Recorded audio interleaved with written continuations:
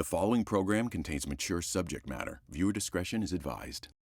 Kristen, I understand you're clean now. Tell us about that and what motivated you.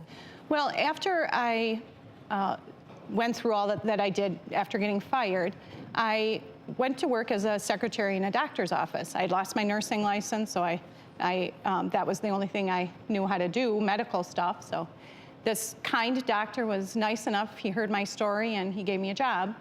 Within about a week from starting there, I started calling in prescriptions for myself. And they caught me after about 3 months. And I again was arrested, charged this time with 9 felonies. One of them stuck, so today I am a felon. And I spent about 4 months in jail. And that was my rock bottom. You know, they talk about that rock bottom. That was mine. I needed that time there to get my head straight, to realize I did not want to live this kind of a life anymore. So, Kristen, you're back, right? I'm back. You got your license back? And Yes. And I understand now you work with other addicted nurses as well. Yeah, I've been sober now 12 years, and I wrote a book about my story to try and help other people, other nurses in particular, to understand that this does happen and there is help if it does happen to you, because if it happened to me and I can overcome it, so can anybody. I want to comment really quickly on the title of your book, An Unlikely Addict, because in many ways, to the outside world, that may seem true, but this is so much more common than anyone wants to acknowledge, because you have to go to work every single day and be surrounded by these drugs that you've essentially become physiologically dependent upon. So we have 2 redemption stories here, but we all have stories. We all know coworkers. We all know someone who has struggled, and these are good people who have fallen into bad times. And I that's why I'm happy you're highlighting this, because no one wants to talk about it. Right. What's your insight now, Amy, after sort of being on that side of the undercover nature of it? I think what we need to consider is that we need to be able to just talk about it like we're doing here. Let's talk about it. It doesn't have to be this taboo subject. The stigma is, you know, it is there.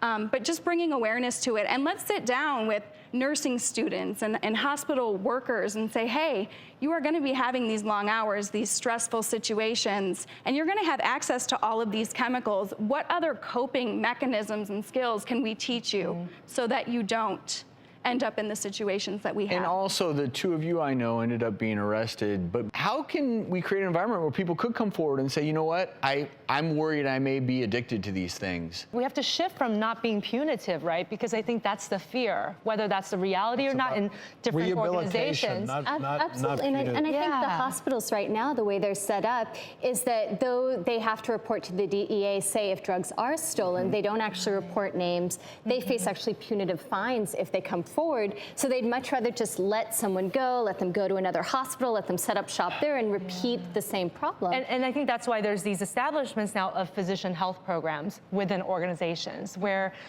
to some extent there is some anonymity where you can go and say, hey, I'm struggling, can you help me?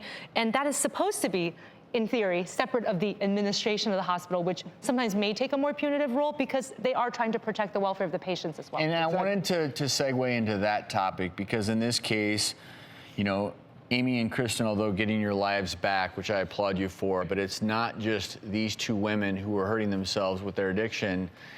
In other scenarios, there's an even darker side to drug diversion. Check it out. Back in 2010, Kristen Parker, a surgical tech, infected at least 18 patients with hepatitis C by stealing liquid painkillers and leaving behind dirty syringes.